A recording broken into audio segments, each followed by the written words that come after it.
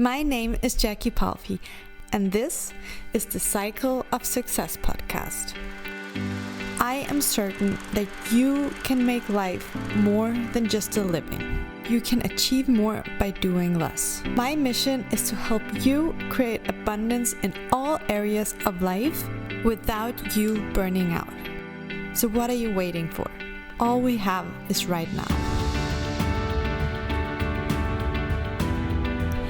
Hey Lauren, thank you for being on this podcast today. I'm so honored to have you here. I'm super excited to be with you, Jackie. Thank you so much for inviting me. For everyone, Lauren is the founder and CEO of Soul Savvy. It's a personal development company who is helping people all over the world to create amazing results in their lives and businesses.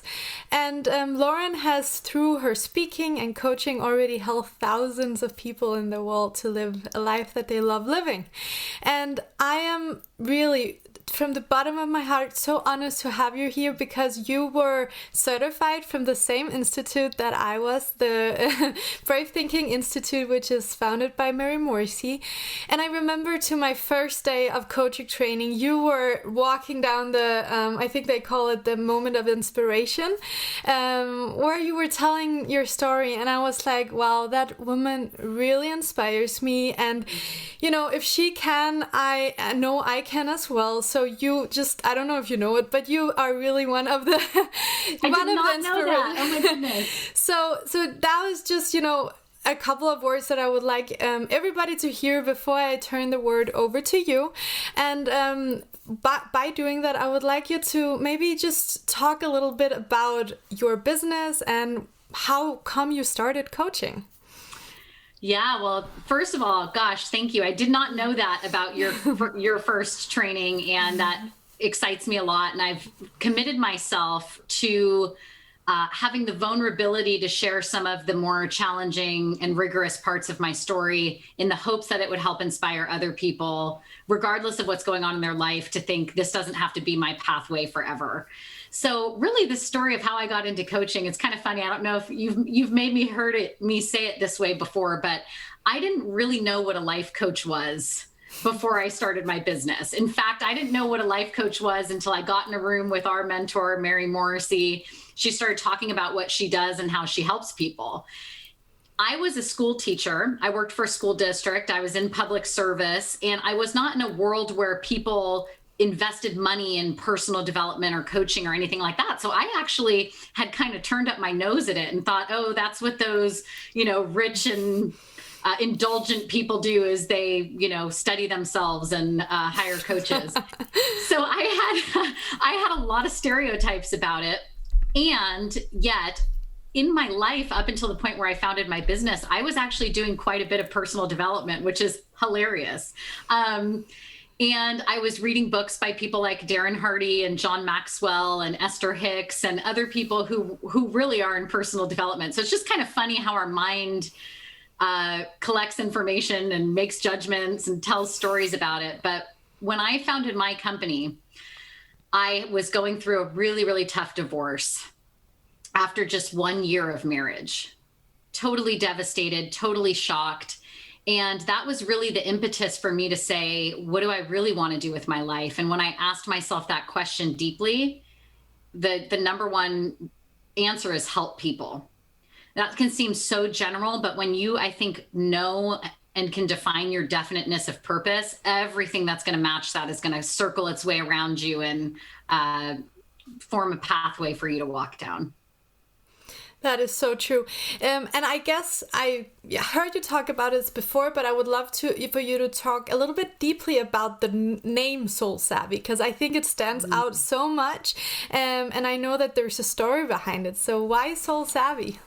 Yeah, that's a great question. I'm so happy you asked. So before I really got into owning my own company and really heavy into personal development, I was recognizing a trend in my life. And that was so many of the people I was hanging out with, myself, my friends, people in my world, we all cared deeply about our soul, our spirituality, that part of our nature. So we would, be really interested in meditating and yoga and retreats and things like that. I would read, like I mentioned, John Maxwell and Darren Hardy and all these kind of things. And yet I wasn't seeing any tangible result from that. I might feel like inspired for a few minutes or slightly calmer, and then I would just go back into my pattern. And also in the paradigm that my friends and I were operating under was sort of, if you're spiritual and if you're woke, you don't have money. And so there was this operational thing happening where, it's very posh to be broke and spiritual. And then on the other hand, I was interacting with people in my life who I liked a lot, and I could see they were very successful when it came to creating material results. And yet they would say, I'm so unfulfilled. I don't feel like I'm living on purpose. And I just noticed this distinct difference and thought to myself, there has to be a way to live from a spiritual place, to live from a place of like, I believe I'm here on planet Earth for a purpose, and also create the results that come with a wonderful human life, the house you want, the money you want, the love you want. And so Soul Savvy to me represents creating results, leveraging your spiritual nature to do that, getting connected with your spiritual nature in a way that actually helps you live your human life better.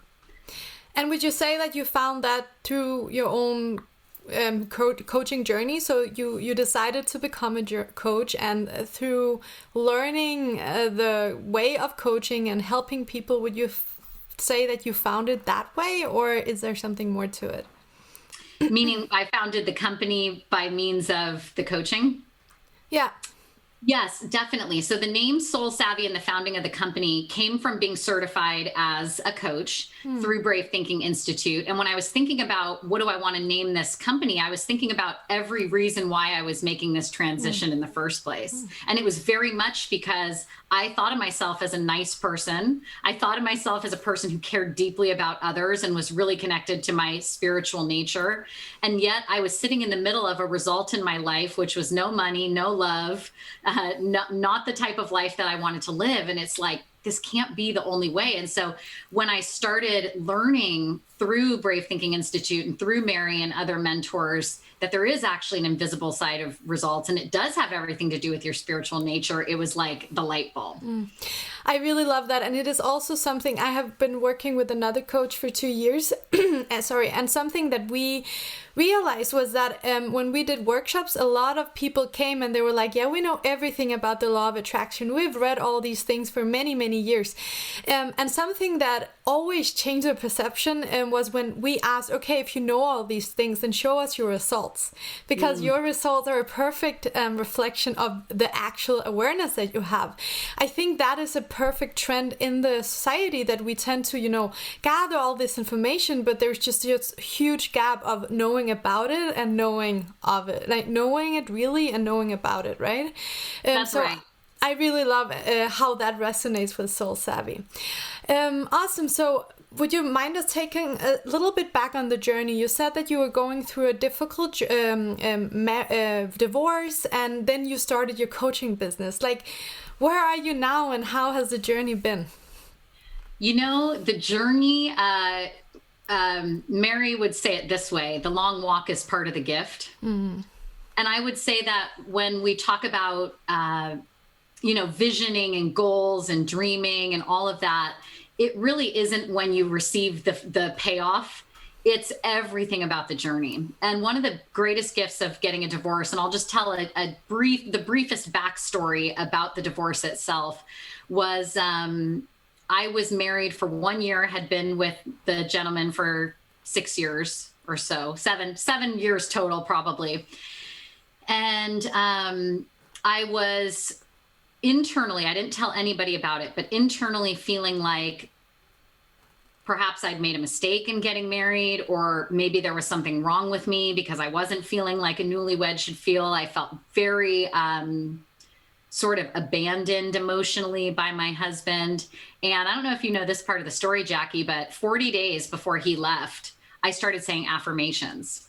I read it in a book. I thought I can do this. And I started to affirm both what I wanted in my professional life and what I wanted in my marriage. And the affirmations that I would say are, we grow deeper in love every day, and we communicate, and we're affectionate, and just repeating those twice a day, about 15 minutes at a time. So 30 minutes a day, just working with my affirmations. 40 days in, he comes home and he says to me, "You're not my dream girl." Those were the words he used. "You're not my dream girl." And you can imagine if anybody said that to you. I mean, you don't even care if you care about the person. The human side of us is like, if anybody says that, you're crushed. And then it's this person that's supposed to love you, and it's very confusing. And why did you marry me? And, you know, all of the turmoil and trauma that goes through that.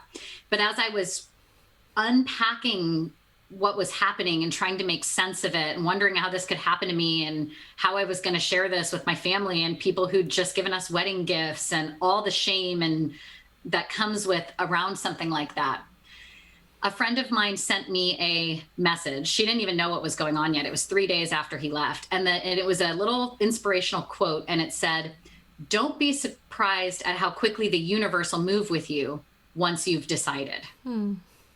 And even though, I mean, through the tears and the drama and everything, something sparked in me, like, this is not a coincidence. For 40 days, I've been affirming sort of this new way of being and this new expectation for what my life is going to do. And I don't believe it's coincidental that this person who always was who he was, I mean, nothing really changed. It's just I changed and my vibration shifted and what I want was finally declared. I never declared what I wanted before. It was like, boy meets girl, sounds kind of good. Like, let's go with it. And so I was truly fascinated by what had occurred with me internally that had created this different result. And so as hard as it was to walk through that journey, the process of self-discovery and the understanding of how energy works and the understanding about relationships, like, I always feel like he gave me the greatest gift that I've ever been given, because he gave me the fire and the drive and the motivation to discover myself. And I don't think I would have probably done that otherwise had it stayed status quo. Thank you so much for sharing that. I really appreciate it, because I think most of the people listening can find themselves in a similar situation, even though if it's not, you know, a divorce, it can be other situations where the circumstance just seems to be bigger than we are, even though that's not the truth. And what I really liked about what you said was that 40 days before, you actually had this voice of, was this like the wrong decision? Was that what am I doing? So you actually had this inner voice telling you the truth, but we are often not willing to listen to that voice until it gets hard, right? So thank you for sharing that. I just really wanted to underline it, that for everyone listening, we should always check in with ourselves and believe what that inner voice is saying, because the universe wants the better good for us, and we are directed in that direction, right? So that was beautiful. Thank you, Lauren. And I can tell you, you know, that 40 days before wasn't the first time I heard that voice. In fact, all 7 years of that relationship, I heard that voice, decided it was stupid, and put it in my pocket, and went on with my patterns. And so I think one of the things that helped me to be brave enough to say, you know, I'm broke, I'm divorced, I'm living at my parents' house, trying to get back on my feet. I've lost everything. I've been told you're not this dream girl. And so I'm sitting in this place and then saying, I'd like to be a life coach. And the common sense and the common hour thinking would say, who's going to want to get coached by you? Your life kind of sucks, you know? And I did hear that voice. And I knew that not listening to my inner wisdom had gotten to me where I was. Not listening, not staying connected, shoving it to the side, that had caused the result I didn't want. So I was just brave enough to say, I wonder what would happen if I started to listen to this inner voice. And we all have that strength, right? It is a decision of choosing to like befriend the part of us that really wants the better, or just to stay in the same pattern. Yeah. I have heard you teach about affirmations before, and I really love the way you do it, because it is just a common thing that, oh yeah, I'm saying these things and it's not working. And it's also a common misunderstanding about the law of attraction, like it works for somebody, it doesn't work for others. I would love for you to say a couple of words about it, because you're really explaining it awesomely. Sure. So here's the thing about the law of attraction. Whether you're studying it or not, it's at work in your life. I think sometimes we think, okay, now I'm manifesting, and it's like, now I'm starting to create or manifest, or you're always manifesting. You're always working with law of attraction, and the energy of the universe responds intelligently and perfectly every time. So where we tend to go wrong with affirmations is it's something we do in the morning or in our journal, and then it gets put away and we go on with the rest of our day, and the gravitational pull of more familiar patterns and ways of thinking takes over. And so the really true intelligent use of affirmations is really a 5-step process. I believe it's a 5-step process, but I'll just say briefly, if you're just using general affirmations, like in an affirmation card deck or that you read somewhere, it's wonderful because it is helping you shift your vibration. As you read and you write them, your thoughts are generative. And so those more general affirmations are going to help you create a more open feeling tone and feeling state. But they won't necessarily help you create different results. So if you're going to work with affirmations and you're expecting it to change your life, so to speak, they have to be in harmony with the result you want to create. So if you want to, for example, become, in part of my affirmations recently is to become more and more of a steward of this work and an even better teacher. So if that is the result that I would love to see, my affirmations are going to go something like, I'm so grateful that every day in every way I'm becoming a better and better teacher. I'm so happy and grateful that the material I read inspires me to work with my clients more and more deeply. So happy and grateful that the perfect books and ideas come to me and I notice and recognize them as I see them. So the affirmation is exactly the result I'm looking for. And when you can, but the key is you got to know what you're looking for. And that's why working with someone like you who can help them develop a vision and a picture of where they want to go is actually a prerequisite to the affirmation. Otherwise, you're saying affirmations maybe for something that you don't even care to have as a result. Just as a pattern, right? And something else that you mentioned, which I thought was really important, is that even though we find the right affirmation, which is in alignment with what we want, we then also tend, when something gets in the outside circumstance gets challenging, or in the like being the opposite of what we really want, then we also go back to the old pattern. We forget to use the affirmations. Would you mind telling us that story when you actually, using your affirmations, created a way bigger, it was back in the days when you were working with some kind of network marketing, I think, and you created some bigger results just with fewer people. I think that was such a good example. Yeah, so I was working in a company that was primarily about nutritional products and essential oils, which I still love the company and use all the products to this day. And my goal, so I had, again, been stuck in a result. Every month I was doing about $4,000 in sales, and that was about a $400 commission check on average, which as a school teacher, hey, I'm making extra money. I was proud of myself. And I was stuck at that level for a year or two. And even though I was working hard to grow that business, nothing was really happening. And so when I started working with the affirmations that 40 days before my husband left, most of the affirmations were about growing that business. I easily generate $10,000 a month in sales. I am a leader of women who also, want to grow their life. And I wake up with passion and purpose. And so everything I wanted to feel about that business, I put into my affirmations.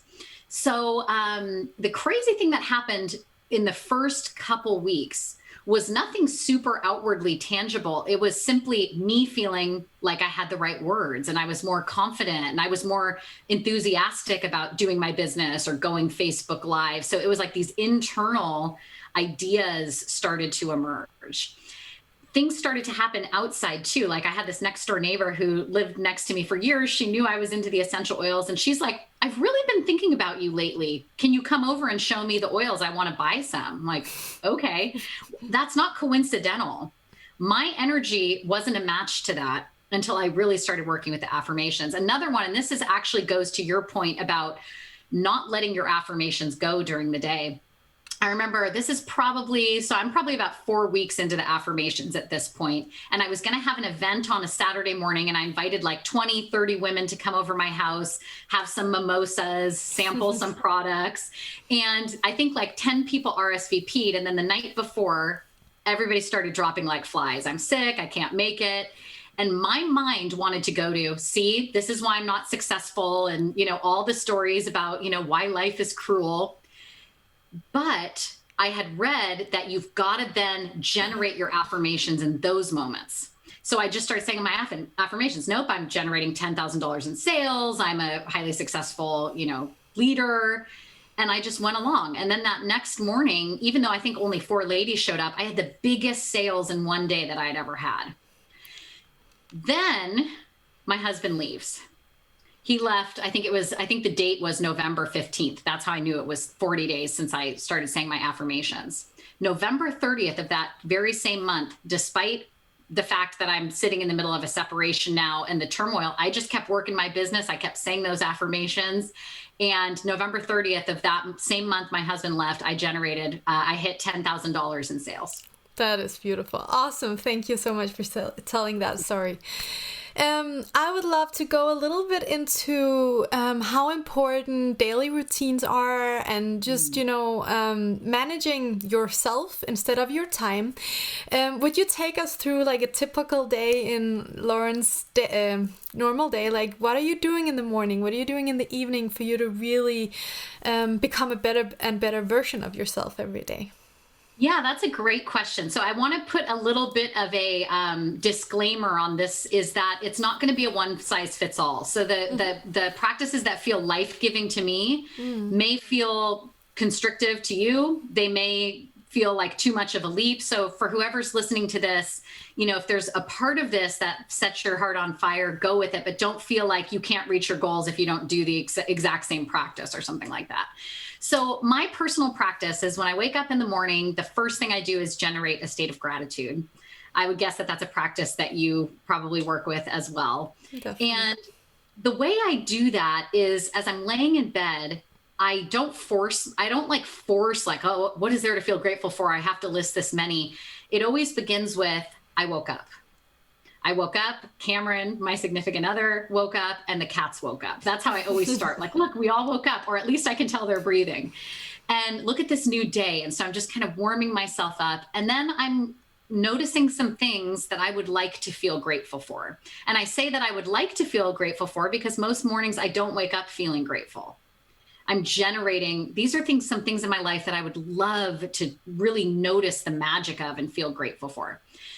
And then once I've gone through, 10 or 15 things, I get out of bed, go to the coffee, because coffee always comes first before any of my personal practices. That's awesome. I love that first sip of coffee. That's always in my daily gratitude, is that first sip.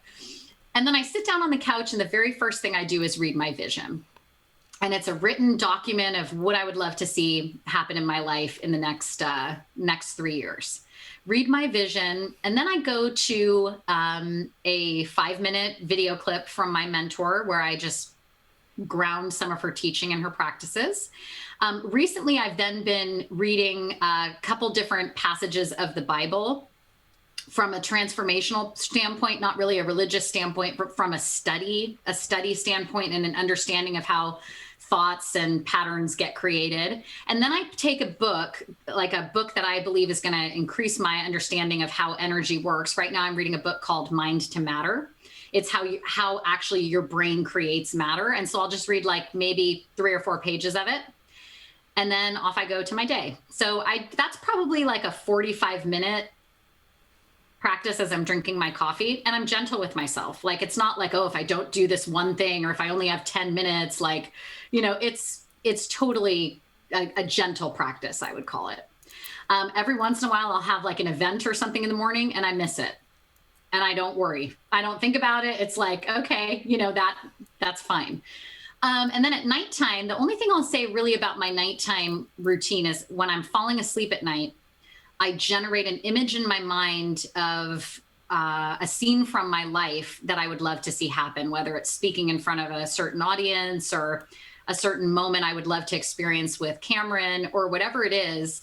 I just hold that image in my mind as I'm falling asleep. And that's so important because the picture we hold in our mind is also what will be manifested in our external world. And most people, they just, as in a pattern, generate fearful images, right? So I think that is such a beautiful example of, even though that it doesn't come natural to you, you can totally, even though you have a full day, take 5 minutes before you go to sleep and create a picture that you would love to see happen. The other thing I'll say in terms of daily practices is for people not to feel like you have to set aside a time to vision, to manifest. If that gets you constricted, like, well, how am I going to find 45 minutes? Notice that you're thinking thoughts 24 hours a day. You're thinking thoughts all the time. Even when you're sleeping, your subconscious mind is operating. So when you're washing the dishes or when you're taking a shower or when you're stuck in traffic, that's a wonderful time to bring your mind to your affirmations. That's where I did my affirmations the whole first 2 years, is in my commute. Driving in the car, 45-minute commute, I would just say my affirmations out loud. So don't feel like you have to like light candles and, wear a headdress, you're thinking all the time. So you might as well utilize that time with creative thinking. And that is such an important point. Many people in my audience are also mothers. So it's mompreneurs, and being an entrepreneur and a mother can be very stressful. And I think that is a huge challenge for maybe many mothers, craving wanting to have some alone time, that they don't have it, and then they kind of let go of themselves or of this practice. And I think just realizing that getting more present and intentional about everything that you do, even washing the dishes, that makes such a huge shift. So thank you for reminding us of that. Some of my best ideas for my business and for my clients come when I'm making lunch. Yeah. Like I'm just standing there chopping something and I get, and my mind is free to just create. And that's where I get probably 80% of the time when I hear from my intuition, it's while I'm making lunch. And that is because that you are in a flow. I was just talking with my husband about this today. I always get it when I'm on my run, and I don't always get to go on a run, but I've totally decided that I'm going to take my dictaphone and go run and, speak into it, because I'm getting crazy insights. And for everybody listening, that might be when you do the lunch, that might be when you run. It also might be 1,000 other episodes, but just finding the moment where you're in flow and let it flow instead of forcing it. That is also where the big challenge is often for people. Awesome. I know you are doing many workshops. Are you still at one a month right now through the pandemic or? Yeah, I would say, before the pandemic, when I was doing events in person, I would just have my events quarterly because they were larger scale events. We would rent out a hotel ballroom and we would invite people. And so I would do them quarterly. During the pandemic, I've been doing shorter workshops, about an hour or 90 minutes, and I've been doing them about every month. Okay, perfect. What I would like you to talk a little bit about regarding that is that I know most entrepreneurs right now, they are in a phase in their business where they have to restructure. Many people have gone online, are using Zoom, or doing these things that they have never done before. So in your experience, what are you doing to prepare for these talks where we're not in person? I think one of my greatest tips would be to release any thought that it's not going to be as good as it is in person. I think sometimes we get attached, when the pandemic first happened, I had a big workshop planned. I'd already sold, I think, something like 120 tickets. And I kept resisting the fact it wasn't going to happen. I'm like, okay, this pandemic's going to go away and we're going to have this workshop. And the thought process that was going on in my mind was, it's not going to be as good. It's not going to be as successful. I'm not going to be able to do the things I want to do. And when I stepped back out and I took my vision really at the bird's eye view. My vision is not to have in-person workshops. My vision is to deeply help and inspire and motivate people. And so in an infinite universe with infinite possibilities, there's so many different ways to inspire, motivate, and help. So when I asked myself that question, your vision isn't this pathway. Your vision is, how can you have a reach that deeply helps people? then I realized I could do that on Zoom. I mean, I'm the only one who's saying that that can't happen. So I think the number one tip I would have for the entrepreneur is to think about your vision and then notice there's not just one way for that vision to come true. And something I do before every one of my workshops is not only invest a lot of time in working with the content and the best way I can deliver it to be helpful, but also to hold the energy of what I want my clients and the attendees to feel and know by means of this workshop. I also take a list of everybody who's coming. Even now, sometimes it's 500 or 600 people. And I scroll through the pages of attendees and I just send them blessing, blessing, blessing, that this somehow reaches them in a way that they're going to hear the perfect thing that's going to create the life that they love, whether they ever work with me or not. And I think that that's really helped to get that in-person feeling, even though it seems like names on a computer screen. I really love that. And just to, assure everyone out there, I would love to hear maybe some client feedbacks, because I know that myself giving feedbacks to the Brave Thinking Institute after having a lot of online events were just, wow, you guys delivered overly, and we're so grateful. And you can even, when you're online 1,000 people together, you can still dance and you can still connect in the same way. So what are some feedback that you've gotten from your clients? I have a client, a fabulous client, who enrolled with me after seeing my first online version of my workshop. And when we were talking on the phone, she said, I never would have come to your in-person workshop. I don't like that. I don't like sitting in a hotel room. I don't like sitting in air conditioning. I don't want to hang out with people, but I really want to change my life. And the fact that I could be a fly on the wall and observe and see if it was the right thing for me, she said that was the perfect thing for her. And so what I've discovered is that the feedback that I get is people love the ability to be in their own home, to be comfy and cozy, and to experience these types of things and feel safe and all those things. The other thing that people give us feedback is that they always get way more than they thought they were going to get from my short online workshops are free. And it's so important to me that people feel that way. Like if they're going to invest an hour on a Saturday morning with me, in my heart, I feel like they better walk away with some things they can apply right now, whether they work with me or not. And so that being an intention seems to be the feedback we get from people, is just that they received way more than they thought they were going to receive by means of the content. That's so valuable. Awesome. Thank you so much. Yeah. You, if I am not wrong, you have also just published a book, right? I was one of the authors in a published anthology, a anthology of women's stories about the moment we realized we were enough. Awesome. Would you tell us a little bit about that? Yeah, so it's an anthology series by my good friend Doris Birch, who is also a coach. She's actually trained by John Maxwell in his leadership coaching. Okay. And she invited me to tell the story because this particular anthology was going to be about realizing you are enough. So it's the Don't Be Invisible, Be Fabulous series. And this particular anthology was called Realizing You Are Enough. And so I was very excited and privileged to be able to share the story of what I discovered, both through my affirmations and through the process of getting a divorce and realizing that sometimes life shapes up in the way that you don't imagine, but it always usually ends up better than you imagined if you let it. So that was my chapter. Awesome. Congratulations with that. I am curious, did any limiting beliefs come up from you as you were presented for this opportunity?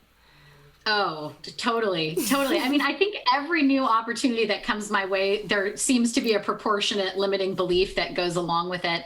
Part of it was knowing that this was going to be published widely, knowing that anybody could buy it on Amazon. And now here's this very vulnerable story about me that anybody can read. And it's so funny because I tell the story all the time in all my workshops and anybody can attend. And somehow it was just a little bit more vulnerable writing it down and being afraid that somebody would get mad at me or somebody from that time in my life would read it and think, oh, well, that's not true. Or, just all those feelings I think come up when people are writing memoirs or, blogs even that are personal. And what I asked myself to get through that was, would I be okay with somebody being a little bit upset with me in order to help more and more people? And that was absolutely a sacrifice I'm willing to make. And the law of sacrifice, you sacrifice the lesser for the greater. And so because I felt like it contributed to the greater good, I was willing to do it. I really want to underline with what you're saying right there, just, on a broader perspective for everybody, because when opportunities come, often the paradigm comes up because we are being pulled back to the familiar. And what I really loved about what you were saying is also something I always tell my clients, like, in this situation, try to talk with your future self. The person who has achieved the goal, what would the person do? And that's kind of also what you did, right? You asked, would this help serve other people, which is your vision? So thank you for sharing that as well. I have a last question for you, Lauren, something that I ask all my podcast interview guests as the last thing. I would like you to imagine for a moment that anything you've ever done, any workshop that was ever recorded, or anything you've ever written, or anything from you was deleted or burned in a fire. It's gone. I would give you a piece of paper and a pen and ask you to put down 3 things that you would like to leave the world with the day that you're not here anymore.